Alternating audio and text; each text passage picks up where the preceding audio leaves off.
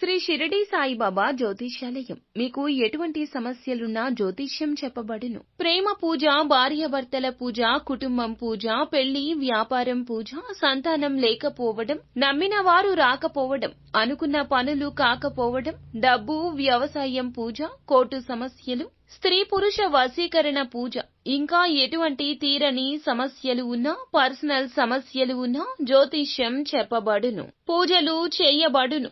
WhatsApp లేదా phone ద్వారా సంప్రదించండి. Phone number 9515466718. కర్కాటక రాశి జాతకులు, మధ్యాహ్నం 1 గంట దాటాక మీకు తప్పకుండా జరిగేది ఇది. ఏం జరగబోతుందో తెలిస్తే గనక ముక్కున వేలేసుకుంటారు. ఈ వీడియో పూర్తిగా చూడండి, మీకే అంతా బోధపడుతుంది. వీడియో నచ్చితే తప్పకుండా ఒక చిన్న లైక్ అయితే చేసి మమ్మల్ని సపోర్ట్ చేయండి. ఇక ఆలస్యం లేకుండా వీడియోలోకి అయితే వచ్చేద్దాము. అస్సలు ఊహించని ఒక గొప్ప శుభవార్త మీ జీవితాన్ని ఊపేస్తోంది. ఈ రోజున వీరి యొక్క జీవితంలో ఊహించని విధంగా ఒక గొప్ప శుభవార్త, మరచిపోలేని ఒక వార్త. ఈ రోజున ఏం జరగబోతుందో కూడా తెలుసుకుందాము. ఈ యొక్క రాశి వారికి ఈ రోజున మాత్రం జ్ఞాపకం ఉంచుకునే రోజుగా చెప్పుకోవాలి. అస్సలు మరుపు రానంత గొప్ప అనుభూతి కలుగుతుంది.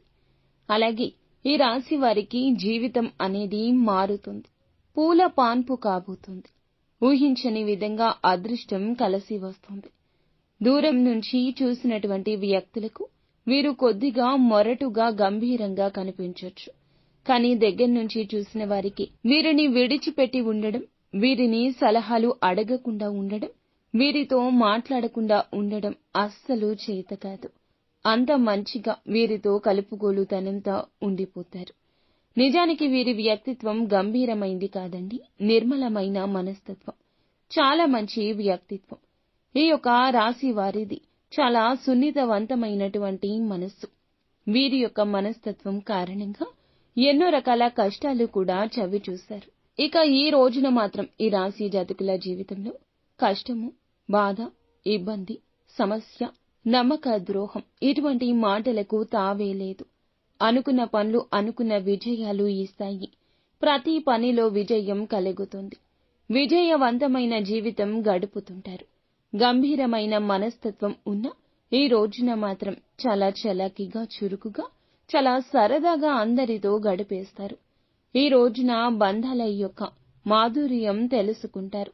వీరు బంధాలను కాపాడుకోవడం కోసం, బంధాల కోసం కష్టపడతారు. కానీ ఈ రోజున వారితో సమయాన్ని వెచ్చించబోతున్నారు. ఈ రోజున ఊహించని ఒక గొప్ప శుభవార్త మధ్యాహ్నం 1 గంట తర్వాత వీరికి లభించబోతుంది. ఈ ఒక వార్త మిమ్మల్ని ఆనంద డోలికల్లో ముంచి తేలుస్తుంది.